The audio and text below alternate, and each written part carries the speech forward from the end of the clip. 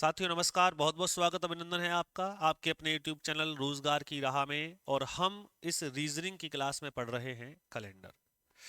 मौसम को देखते हुए तबीयत थोड़ी खराब रही है, लेकिन फिर भी हमने कोशिश की है कि आपकी क्लास की गति ना रुके, इसमें कोई रुकावट ना हो, कोई बाधा ना हो। तो थोड़ा सा तबीयत खराब होते हुए भी दवाइयों के सहारे चल रहे हैं, लेकिन फिर भी क्लास आप तक पहुंच रही है। आप भी थोड़ी कोशिश करें, क्योंकि फरवरी में आपका एसएससी जीडी का एग्जाम है। कि आप एग्जाम तक किसी भी परिस्थिति से लड़कर अपनी तैयारी को बिल्कुल ना छोड़ें, करते रहें मजबूती के साथ।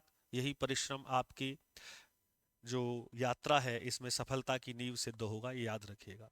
दूसरी बात, जो भी आप पढ़ रहे हैं, जहां से भी आप पढ़ रहे हैं, तैयारी अच्छी करें, परफेक्ट एकदम आपकी प्रिपरेशन होनी चाहिए।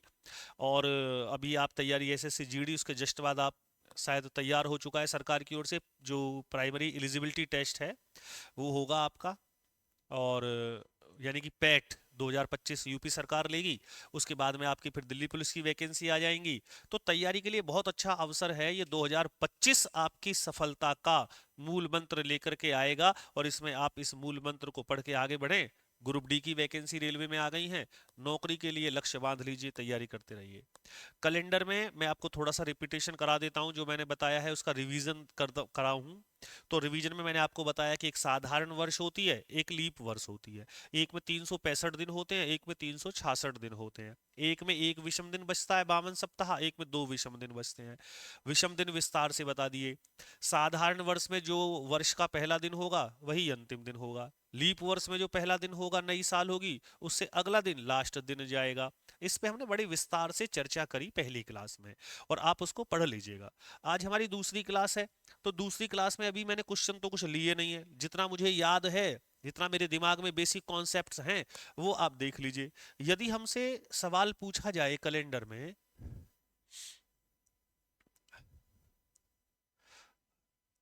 वो कैलेंडर में आपसे कई बार रिपीटेशन के क्वेश्चन पूछ लेता है। रिपीटेशन का मतलब है कि किस वर्ष के कैलेंडर को,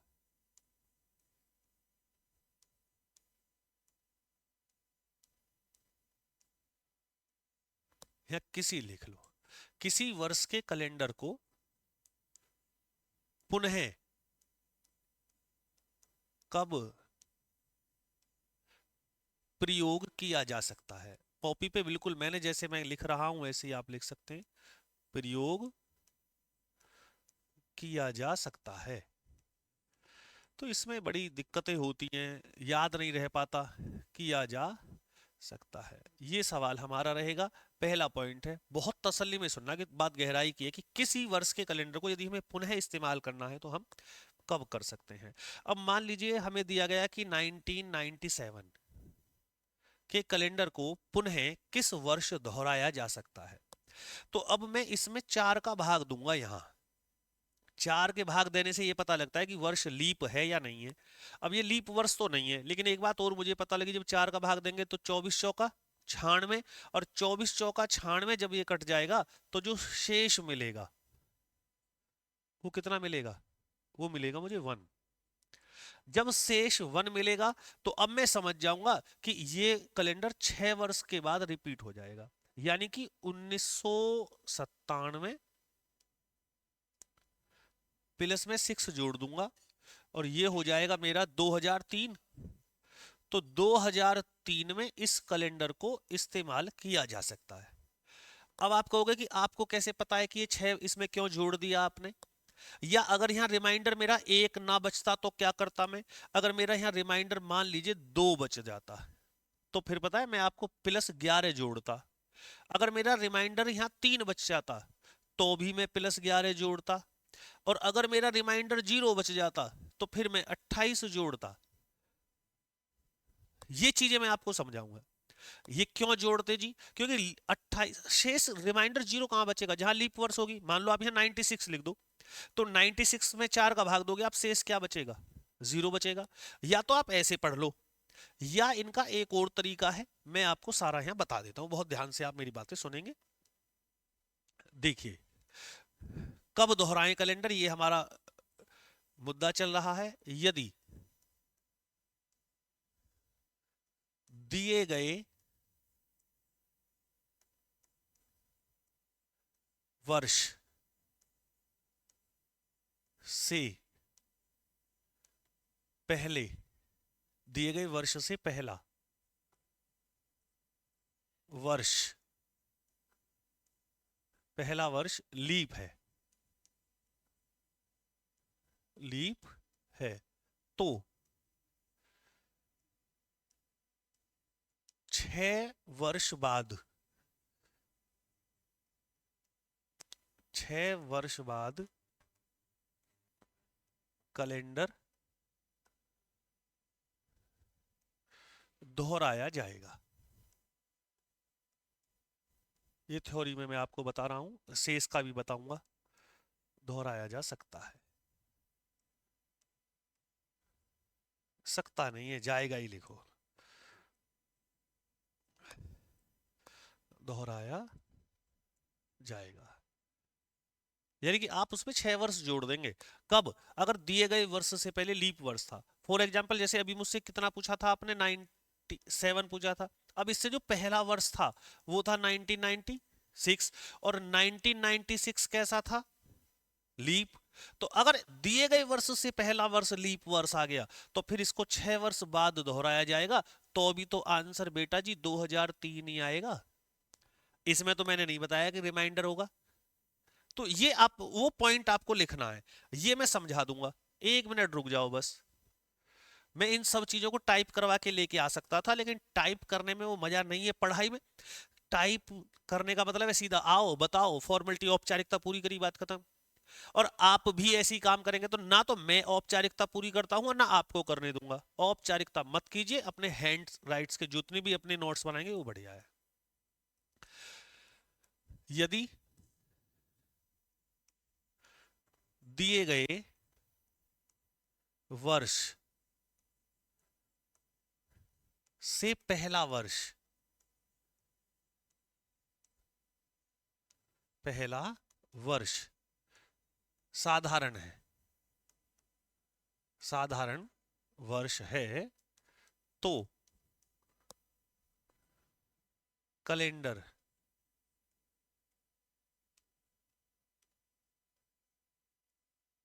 11 वर्ष बाद दोहराया जाएगा। लिख लीजिए, दोहराया जाएगा। अब एक और रह गया, 19वीं शताब्दी में, जितने भी 1900 ये जो भी चल रहा है, 19वीं शताब्दी में लीप ईयर जो होगा, जो लीप कैलेंडर होगा, लीप कैलेंडर 28 वर्ष बाद दोहराया जाएगा। ये याद रखेंगे आप। अब 1996 ही ले लो, लीप है तो 28 जोड़ दो उसमें, क्योंकि वो 19वीं शताब्दी में आएगा। 28 वर्ष बाद दोहराया जाएगा। एक तो ये चीज। अब मान लीजिए, अब हमें इतना बड़ा जो हमने थ्योरी पढ़ा है, थ्योरी समझ में नहीं आए तो कैसे करें? तो इसके लिए फिर मैंने आपका एक शेष मॉडल ले लिया है। शेष मॉडल में मैं ये कहूंगा कि मान लीजिए हम वर्ष ले लेते हैं 1992, 1993, 1994 एंड 1995। जी 1996 क्यों नहीं ले रहे? क्योंकि वो तो फिर लीप आ जाएगा, ऐसे जैसे यहाँ लीप आ गया। अब ये लीप है, ये लीप है, ये और ये। और लीप हम जानते हैं कि जो लीप कैलेंडर होगा वो +28 वर्ष बाद ही रिपीटेड होगा, रिपीटिशन में आएगा। लेकिन इसमें अगर आप इसमें सभी में अगर हम इनमें यहाँ 4 का डिवाइड कर दें, यहाँ भी 4 का डिवाइड करें, यहाँ भी 4 का डिवाइड करें, और यहाँ भी 4 का डिवाइड करें, क्या खेल होगा? यहाँ बताना, यहाँ शेष क्या बचेगा? यहाँ शेष बचेगा 0। यहाँ कितना शेष बचेगा? यहाँ शेष बचेगा 1। यहाँ कितना शेष बचेगा? यहाँ शेष बचेगा 2। और यहाँ कितना शेष बचेगा? यहां शेष बचेगा 3। ये कैलेंडर प्लस 28 वर्ष बाद रिपीट होगा, ये प्लस 6 वर्ष, ये प्लस 11 वर्ष और ये प्लस 11 वर्ष। इतने साल के बाद ये रिपीट हो जाएंगे। अब जैसे 1995 है तो 1995 में 11 जोड़ दीजिए तो 1995, 2005, 10 और एक 2006, यानी कि ये कैलेंडर 2006 में रिपीट होगा। इसमें जोड़ दीजिए 11, 94 और 10, 2004 और एक 2005 में रिपीट होगा। 93 में 6 जुड़ेगा, 93 और 6 1999, ये इसमें रिपीट होगा। और 92 वाले में 28 जुड़ेगा तो 28 में 8 जोड़ दें तो 2000 और 2020, ये 2020 में रिपीट होगा। इस प्रकार के इन प्रश्नों को हम करते हैं। अब ये शेष कैसे बचे, अब मैं यहां ये बता सकता हूं आपको कि आप 4 का भाग दें और 4 का भाग देने पर अगर 0 शेष बचे तो 28 वर्ष बाद, 1 शेष बचे तो 6 वर्ष बाद, और 2 और 3 शेष बचे तो 11 वर्ष बाद कैलेंडर का रिपीटेशन हो जाएगा। तो इसको आप अपनी कॉपी पे चाहें तो ऐसे लिख लें, और यदि पहले मैंने लिखा है वैसे लिख लें। और एक बात और समझें, पहले वाले से मैं आपको बता दूं, यहां देखिए पीछे जाइए, कि यदि दिए गए वर्ष से पहला वर्ष लीप वर्ष है तो 6 वर्ष बाद होगा। देखो यहां ये बात लागू हो रही है नहीं है, दिए हुए वर्ष से पहले पहला वर्ष लीप ईयर है तो क्या इससे पहला ये वाला वर्ष लीप ईयर है या नहीं है, तो 6 वर्ष बाद होगा या नहीं होगा, तो 6 जुड़ जाएगा। अगर दिए गए वर्ष से पहले वाला वर्ष लीप वर्ष है तो 93 का कैलेंडर 6 वर्ष बाद होगा। यदि वर्ष साधारण है, अब यहां देखना 1994 से जो पहले ये वाला वर्ष है ये कैसा है, साधारण है, तो 11 वर्ष बाद। 1995 से पहला वर्ष कैसा है, साधारण है, तो 11 वर्ष बाद। तो जो वहां लिखा गया है वो यहां आपको आंकिक थ्योरी में बता दिया गया है, तो आप इस चीज को अपनी कॉपी पे अवश्य नोट कर लें। अब चलते हैं यहां से आगे, ठीक है। देखिए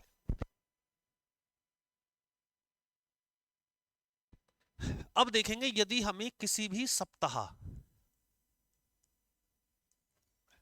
या माह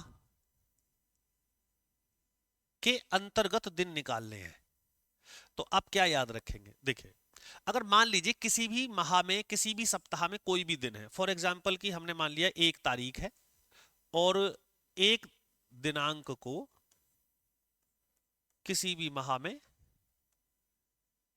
सोमवार है, तो इसमें आपको बहुत ज्यादा प्रॉब्लम्स नहीं होगी। 1 तारीख का अगर सोमवार है तो आप +7 कर दीजिए, 1 और 7 8, तो 8 तारीख का भी सोमवार होगा, फिर +7 कर दीजिए, 8 और 7 15, तो 15 तारीख को भी 100% सोमवार होगा। 15 और 7 22, 22 का भी सोमवार, 22 और 7 29, 29 का भी सोमवार। अगर आपको एक माह के अंदर यात्रा करनी है दिनों के विषय में, केवल एक माह का सवाल है कि किसी माह की 2 तारीख को यह है तो 11 को क्या होगा, 11 को यह है तो 23 तारीख को क्या होगा। हाँ, और वापस में भी ऐसे ही होगा। अगर आप उल्टे जाएंगे तो आपको -7 करते हुए चले जाना है, वही दिन आता चला जाएगा। जैसे किसी ने हमें कह दिया कि जी 30 सितंबर को मान लीजिए 30 सितंबर को रविवार था, क्या था, रविवार था, और अब हमसे उसने पूछा कि बताइए 22 सितंबर का क्या दिन होगा। तो आप यह 30 में से -7 करो और 30 में से 7 घटाओगे तो कितना आएगा, 23। तो 23 सितंबर का जो दिन होगा बेटा वो रविवार ही होगा। जब 23 सितंबर का रविवार होगा तो 22 का नहीं बता सकते, 22 का क्या होगा, एक दिन जब यहां रविवार था तो एक दिन पीछे आ जाइएगा, क्या होगा, शनिवार होगा। जब 23 का रविवार है तो 22 का क्या होगा, शनिवार होगा। आंसर आ गया आपका। तो आप जो है 7 7 प्लस करते चले जाओ या 7 7 माइनस करते चले जाओ, तो आपके वही दिन आते चले जाएंगे जो उस माह के इंटरनल होंगे। एक माह के अंदर अगर आपको क्वेश्चन करना है, एक माह के अंदर कह रहा हूं, मान लो 6 महीने में जाए तो साथ साथ जोड़ते चले जाएं, आ तो जाएगा, लेकिन समय नहीं खराब होगा, सवाल लंबा नहीं हो जाएगा। उसके लिए क्या तरीका है बताऊंगा, पहले आप ये सीखिएगा, पहले 1 महीने में सीखिएगा। मान लो हमसे किसी ने यही कह दिया कि जी 2 तारीख को किसी भी महीने में, चलो ले लेते हैं 2 फरवरी है जी, 2 फरवरी को ट्यूसडे है, तो बताइए 17 फरवरी को क्या दिन होगा। तो अब दो में 7 जोड़ेंगे तो कितना हो गया, 2 और 7 9, 9 और 7 16। तो यहां हमें दिन मिल गया 16 फरवरी का, 16 फरवरी को यही दिन हो गया ट्यूसडे। अरे जब 16 तारीख का मंगल है तो 17 का बुध नहीं आएगा, 17 का बुध हो गया। बस इतना ध्यान रखना है कि यहां आगे जाना है तो दिन आगे बढ़ाना है, और मानो ये 16 है और वो 15 का पूछता तो फिर दिन पीछे जाते। लेकिन इतना आपको ध्यान रखना है कि +7 और -7 करके बहुत आराम से आप 1 महीने के विदिन 1 मंथ आप कोई भी आंसर बड़े आसानी से दे सकते हैं। कई बार हमसे ये प्रश्न पूछा जाता है कि किसी भी माह में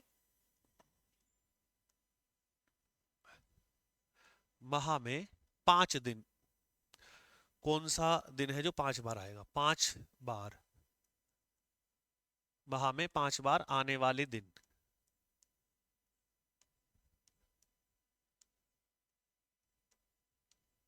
ये मैं वो करा रहा हूं आपको कि जितना आपको पता होना चाहिए। अब सीधे सवाल आ गए, सवाल कहां से करेंगे जब कुछ पता ही नहीं है, तो ये जब तक बेसिक कॉन्सेप्ट्स आपके माइंड में नहीं होंगे। एक अध्यापक है, आप पढ़ने गए और वो आपको पढ़ाना शुरू कर दिया, तो जब तक वो आपको लेके किताब उठाई सवाल बताने शुरू कर दिए। सवाल सीखने से मतलब नहीं है, सवाल होते कैसे हैं ये बताओ। एक टीचर में और छात्र में क्या अंतर है कि टीचर उन सवालों को करने का बेसिक कॉन्सेप्ट जानता है, और बेसिक कॉन्सेप्ट यदि वो विद्यार्थी को बता दे तो विद्यार्थी किसी भी प्रकार का क्वेश्चन दे तो वही सॉल्व कर देगा। तो मैं तो जितना जानता हूं उतना आपको बता रहा हूं। सवाल करने होते तो डायरेक्ट ही सवाल ना लेके आता, मैं क्यों खामखा यहाँ कलम घिसता। ये सीख लीजिए कि माह में 5 बार जो दिन है वो आते भी हैं, आते हैं तो कौन से आते हैं, किस में नहीं आते हैं। देखिए 1 तारीख, पहले मैं आपको यही 5 वाला ही निपटा दूं, बाद में बताता हूं ये। 29 तारीख, 30 तारीख और 31 तारीख, दिनांक यहाँ लिखे देता हूं, आप अपनी कॉपी पे नोट कर लीजिए। 29 दिनांक, 30 और 31 जिस माह में होंगी तो यही दिन 5 बार आएंगे, केवल यही दिन 5 बार आते हैं।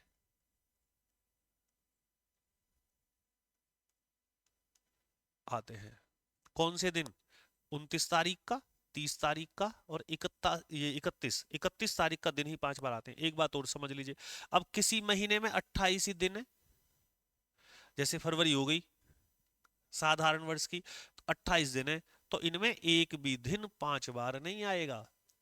जी अगर 29 की हो, कोई महीना है और महीने में कितने दिन है, 29 डेज है,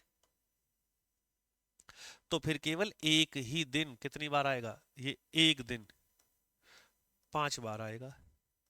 कौन सा वाला दिन 5 बार आएगा, ये वाला जो 29 तारीख का होगा, जिसमें 30 डेज हैं उसमें जो है 2 दिन आएंगे,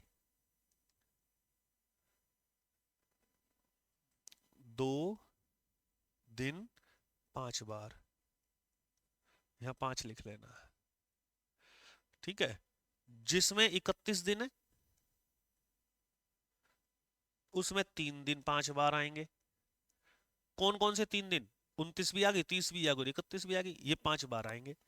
अब ये कई बार किसी ने पूछा कि बताइए सितंबर में कौन कौन से दिन है, सितंबर में 5 दिन आने की, तो आपने 3 3 बता रहे हैं आप। पहले होश में होकर ये देखो सितंबर में दिन कितने होते हैं, सितंबर में दिन होते हैं 30। जब 30 होते हैं तो 31 क्यों ले रहे हो भाई, या तो 29 वाला आएगा या 30 वाला आएगा, तो केवल 2 दिन आएंगे। 28 दिन वाले में कोई भी दिन 5 बार नहीं आएगा, 29 तारीख वाले में एक दिन आएगा। और एक अब कमाल की बात सुनो, किसी भी महीने में जो दिन 1 तारीख का होगा, 1 तारीख का, वही 29 को होगा। जो 2 तारीख का दिन होगा वही 30 को होगा, और जो 3 तारीख का दिन होगा वही 31 को होगा। अब आप इस बात को कैसे समझते हैं ये तसल्ली में देख लीजिएगा। फॉर एग्जाम्पल, अब हमसे किसी ने पूछा कि जी हमें तो अप्रैल में बताओ, अप्रैल महीना है और अप्रैल में 9 तारीख को सोमवार था, तो इसमें कौन से दिन 5 बार आएंगे? कौन से दिन 5 बार आएंगे? अब आप पहले मुझे ये बताओ कि अप्रैल में दिन कितने होते हैं, बताओ जल्दी। 30 होते हैं या 31 होते हैं? बताइए। तो अप्रैल में दिन होते हैं 30। ये हिसाब हमें अपने दिमाग में लगाना है। फरवरी 28-29 की होती है, मार्च 31 का होता है, फरवरी में 30 दिन होते हैं। जब 30 दिन होते हैं तो एक बात और समझ लो, इसका मतलब जो दिन 29 तारीख का होगा और जो दिन 30 तारीख का होगा वही आएंगे 5 बार। वो सारा मैंने यहाँ पढ़ाया आपको। अब 29 का दिन कैसे निकालें? अब जब 9 तारीख का दे रखा है, हमें 9 तारीख का दिया है मंडे, 9 का मंडे है, तो 9 और 7 16, 16 और 7, 16 और 7 23, और 23 और 7 30। तो इसका मतलब जब 7-7 दिन जोड़ेंगे वही दिन, तो इसका 30 तारीख का दिन कंफर्म हो गया। जो दिन 9 तारीख का होगा वही 30 का होगा। 9 तारीख का सोमवार है तो 30 तारीख का भी सोमवार होगा। 29 में क्या दिन पड़ा होगा? संडे। आंसर आ गया, संडे और मंडे। केवल ये 2 ही दिन हैं इस माह के अंदर जो 5 बार आएंगे। अब आप कोई सा भी महीना ले लीजिएगा, ये बात आपको समझ आनी चाहिए। बहुत ही ज्यादा फैक्ट्स, इंपॉर्टेंट पॉइंट्स था, वो मैंने आपको बता दिया। चलें आगे, देखिएगा।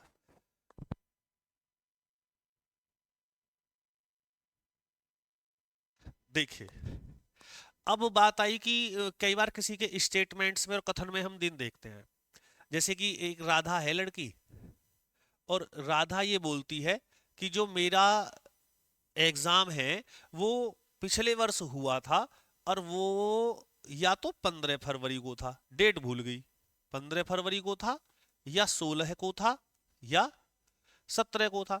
अब उसका भाई आया, भाई ने कहा नहीं मेरे साथ गई थी तू एग्जाम देने, तुझे नहीं पता लाली, तेरा जो एग्जाम था 16 फरवरी, 17 फरवरी या 18 में से किसी दिन था। अब पिता आ गए, तो पिता ने तारीखें बदल दी। उन्होंने कहा नहीं इसका एग्जाम 17, 18 या 19। मैं आपको सवाल नहीं बता रहा हूं, मैं मेथड बता रहा हूं कि अगर कोई भी ऐसा प्रश्न हो कहीं भी, तो उसके एग्जाम की वास्तविक तारीख क्या होगी। जो एग्जाम की वास्तविक तारीख है वो हम यहां से बड़े आसानी से निकाल लेंगे। जो तारीख तीनों स्टेटमेंट्स में कॉमन होगी, इस स्टेटमेंट्स में 17 आ गया, इसमें भी 17 आ गया, इसमें भी 17 आ गया, तो आप कहेंगे कि वास्तविक तारीख वो संभावना 17 तारीख की है, 17 तारीख इसका आंसर होगा। कई बार क्या होता है कि वो तीनों में दो दो तारीखें कॉमन आ जाती हैं, 16-17, 16-17, यहां भी 16-17 आ सकती थी, 15-16-17 दे देगा। तो फिर क्या होगा वास्तविक डेट, फिर हम कंफर्म नहीं बताएंगे। अगर 2 तारीखें आगे तो फिर हम कहेंगे 16 या 17। और इसके अलावा एक और आंसर है, ज्ञात नहीं कर सकते, एक ये है। तो आप ध्यान रखेंगे, जबरदस्ती आंसर नहीं देंगे। अगर आंसर आ रहा है तो दे दो, और आंसर नहीं आ रहा है तो मत दो, जबरदस्ती थोड़ी है।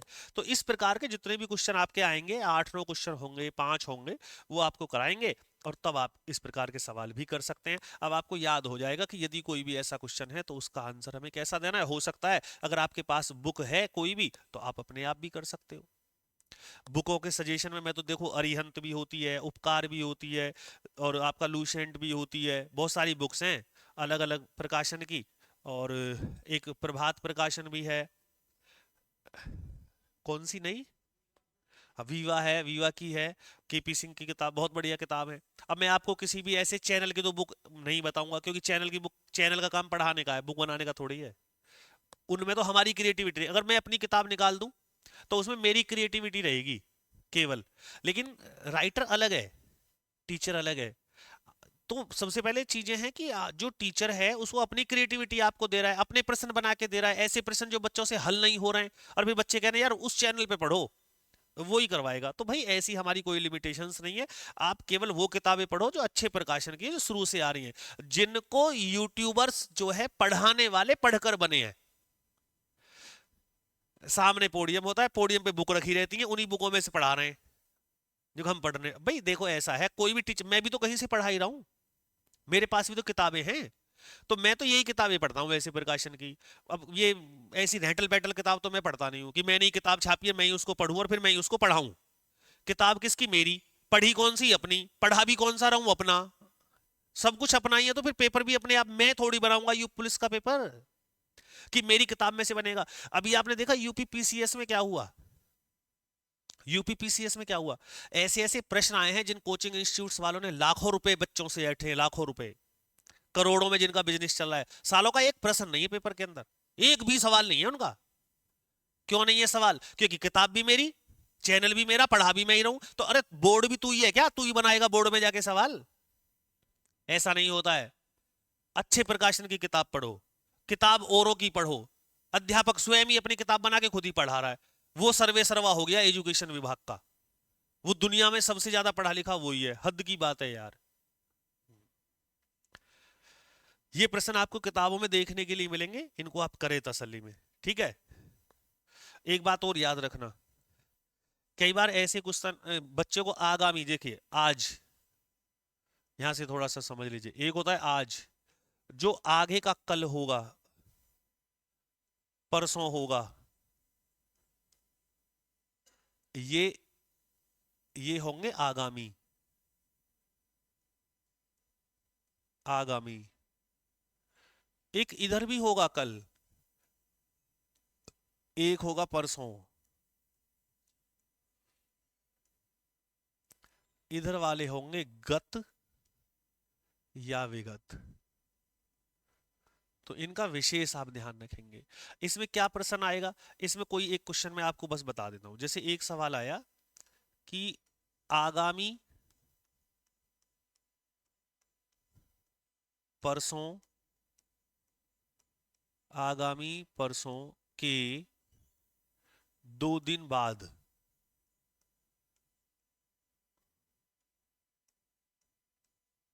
2 दिन बाद सोमवार है। सोमवार है तो विगत कल, विगत कल के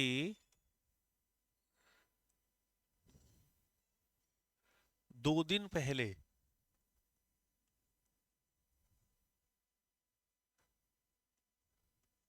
क्या दिन होगा या क्या दिन था? ये सवाल होता है। अब ऐसे सवाल में कहाँ गड़बड़ होती है? जब बच्चा लिखेगा यहाँ आज, कल, परसों, ये है आगामी। कल करने का तरीका ऐसे रखें आप, परसों। तो अब आगामी परसों, तो आगामी परसों पे कलम रखिए, ये है आगामी परसों के 2 दिन बाद, 1 और 2। तो 2 दिन बाद, इन दोनों को छोड़ के बच्चा यहां आएगा, यहां, जबकि यहां नहीं आना चाहिए।